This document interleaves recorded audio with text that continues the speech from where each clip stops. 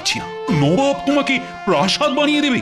হ্যাঁ মহারাজ, এবং আপনি তাতে সম্মতি দেবেন, এটাই অভিনয়। আমি আপনার কাছে চাইবো, তাতে আপনি না বলবেন, কিন্তু নবাবের কাছে চাইতে যেতে পারি কি না এই প্রশ্নের উত্তরে আপনি সম্মতি দেবেন। ওহ, আমার না কিরকম সব গুলিয়ে যাচ্ছে। আপনাকে শুধু এইটুকুই আমার জন্য করতে হবে মহারাজ। আচ্ছা আচ্ছা আচ্ছা, ঠিক আছে ঠিক আছে। মহারাজ, আমার একটি বিনীত আবেদন আছে আপনার কাছে।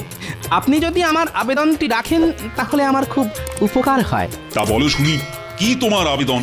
মহারাজ, আমি একটি প্রাসাদ বানাবার আবেদন রাখছি আপনার কাছে। ওই একচালা মাটির বাড়িতে থাকতে আর মন চায় না মহারাজ।